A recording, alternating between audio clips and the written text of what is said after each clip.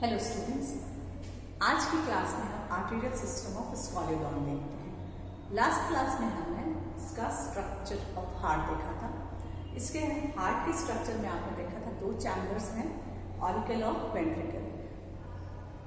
नीचे की तरफ आपने देखा था साइनस वेनोसस प्रेजेंट है, ऊपर कोनस आर्टेरियोसिस। साइनस वेनोसस जो है वो वीनस ब्लड रिसीव करता है।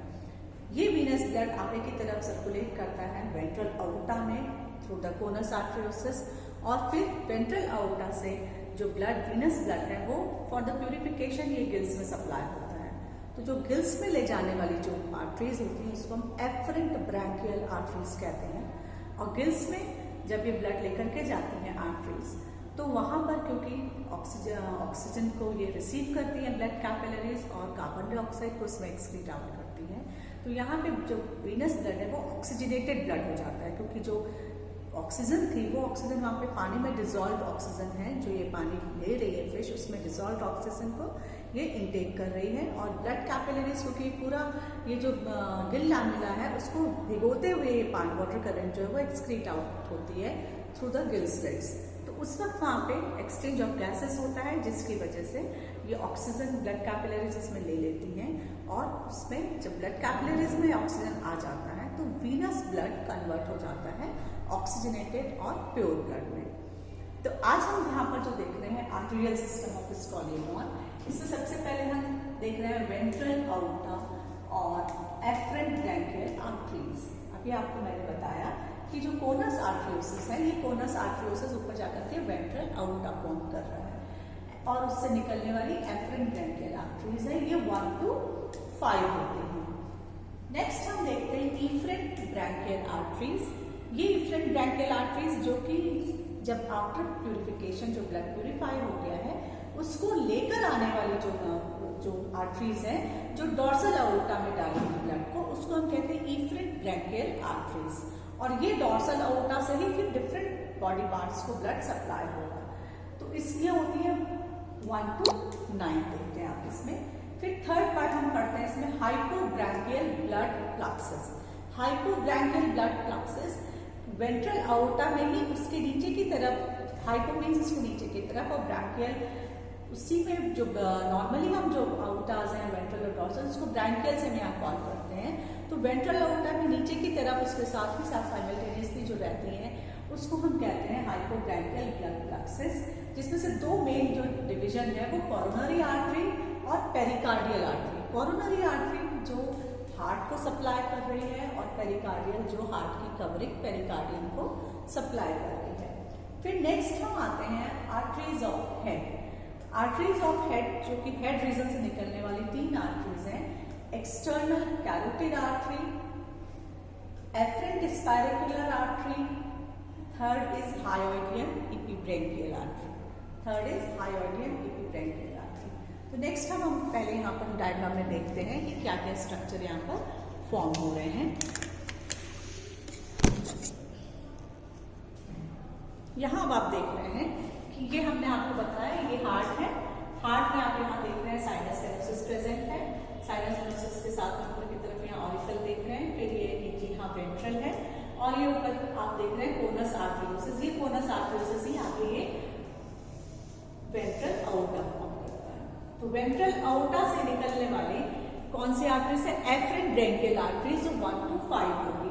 तो इस तरफ इस साइड में आप देख रहे हैं फर्स्ट वाली को हम इनोमिनेट कहते हैं, क्योंकि ये हाफ जो होती है वो डिवाइड हो जाती है, इसको हम कहते हैं इनोमिनेट। तो ये AF1 और AF2 ये इनोमिनेट कहलाता है। उसके बाद second, third and fourth separately यहाँ से अराइज होती है।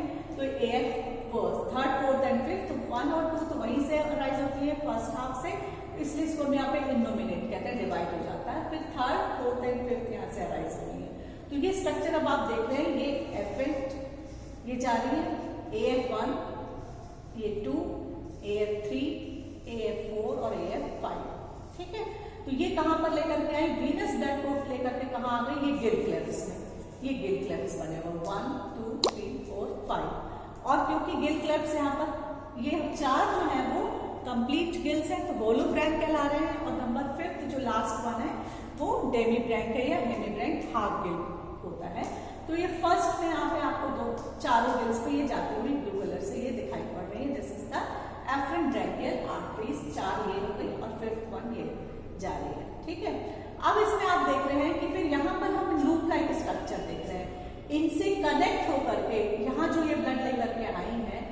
लेकर के जाने वाली को क्या कह रहे हैं, इफरेंट ब्रैंकियल आर्टरीज। तो नेक्स्ट अब हम आते हैं टॉपिक, हमारा जो पॉइंट है इफरेंट ब्रैंकियल आर्टरीज, जो 1 to 9 है। तो यहां पर ये जो है इस तरीके से डिवाइड हो रही है। तो फर्स्ट इफरेंट ब्रैंकियल 1 2 3 4 5 6 7 8 और ये 9। तो ये इफरेंट ब्रैंकियल आर्टरीज हो गई है।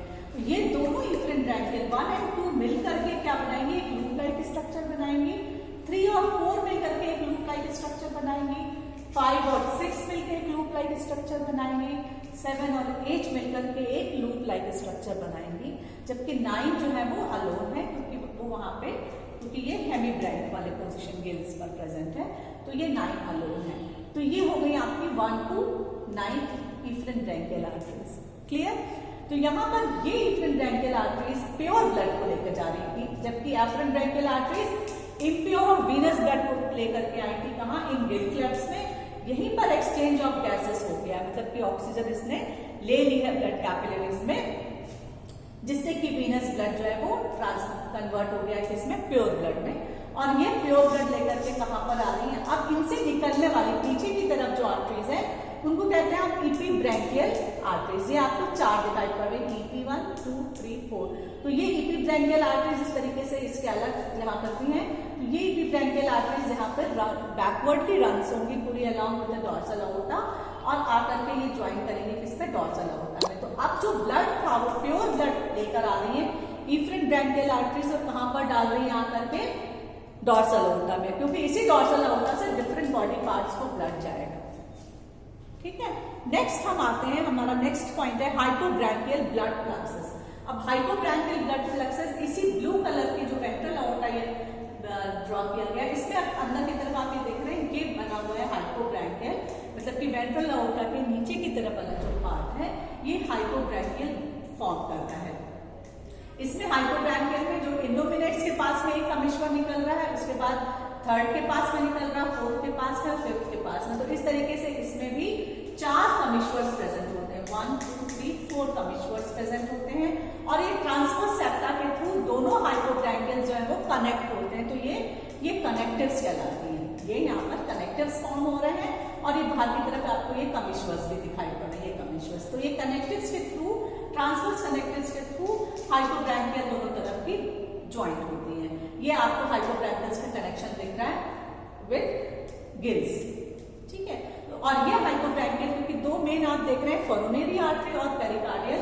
तो पीछे की तरफ ये जो है, ये हार्ट को जो जा रही है, ये कहला रही है कोरोनरी आर्टरी, ये सप्लाई कर रही है हार्ट को। और साथ में जब ये पेरिकार्डियल को जो सप्लाई हो रहा है उसको कह रहे हैं आप यहाँ पे पेरिकार्डियल आर्टरी। दोनों आर्टरी कहां से निकल रही है, हाइपोब्रैंकियल ब्लड फ्लक्सेस से। नेक्स्ट हम आते हैं आर्टरीज ऑफ हेड। तो आर्टरीज ऑफ हेड में हेड वाला पार्ट आपका यहाँ पर आ गया है। इसमें यहाँ निकलने वाली 3 ब्रांचेस हैं मेन, एक्सटर्नल कैरोटिड आर्टरी और एफरेंट स्पाइरेकुलर आर्टरी एंड हायोइडियल एपिब्रैंकियल आर्टरी। तो ये आप देख रहे हैं, ये फर्स्ट वाला जो है ये एक्सटर्नल कैरोटिड आर्टरी है। नेक्स्ट फिर आप देख रहे हैं स्पाइरेकुलर एपिब्रैंकियल, स्पाइरिकल्स को ये स्पाइरिकल बना हुआ है, इस तरफ जाएगी स्पाइरेकुलर। और थर्ड वन है हायोइडियल एपिब्रैंकियल आर्टरीज। तीसरी है यहाँ पे हायोइडियल एपिब्रैंकियल आर्टरीज। तो ये हायोइड आर्टरीज हो जाती है। 1 2 3 ये आर्टरीज किसकी हो गई, हेड की आर्टरीज। तो आपने क्या देखा, हार्ट देखा, हार्ट से ऊपर हम वेंट्रल अओर्टा पर चले, वेंट्रल अओर्टा से हम इस तरीके से ये एफरेंट ब्रैंकियल पर चले, एफरेंट ब्रैंकियल से ये लूप बनाती हुई इफरेंट ब्रैंकियल्स थी। ये इफरेंट ब्रैंकियल्स किसमें आई, डॉर्सल अओर्टा में आई। और फिर यहाँ उसके बाद हमने हाइपोब्रैंकियल प्लक्सस देखा, जो कि वेंट्रल अओर्टा के नीचे की तरफ विद द कनेक्टिव्स, ये एक दूसरे से ट्रांसफर कनेक्टिव से अटैच्ड है, और इसमें 4 कमिश्वर्स भी प्रेजेंट हैं। और फिर हम देख रहे हैं हेड जो आर्टरीज हैं, हेड को सप्लाई कर रही हैं। 3 आप देख रहे हैं, एक्सटर्नल कैरोटिड, स्पाइरिकल और हायोइडियल एपिब्रैंकियल्स। नेक्स्ट हम आते हैं इसमें डॉर्सल अओर्टा और इसकी आर्टरीज में। तो डॉर्सल अओर्टा और इसकी आर्टरीज के लिए इसमें टोटल 11 होती हैं, डॉर्सल अओर्टा और इसकी आर्टरीज।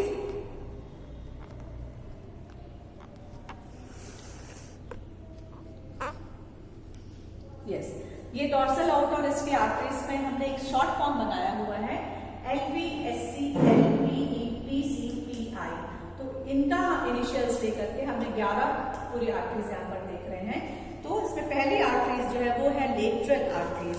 लेटरल आर्टरीज कौन से? तो यहाँ पर जो डॉर्सल अओर्टा है, ये डॉर्सल अओर्टा आगे जाकर के लेटरल डॉर्सल अओर्टा में डिवाइड हो जाएगा। तो ये डॉर्सल अओर्टा आगे जाकर के लेटरल डॉर्सल अओर्टा में डिवाइड हो रहा है। उसके बाद हम देख रहे हैं ये डॉर्सल अओर्टा डिवाइड हो रहा है, तो इसको हम कहते हैं लेटरल अओर्टा या लेटरल आर्टरीज इसमें। फिर नेक्स्ट हम देख रहे हैं वर्टिब्रल।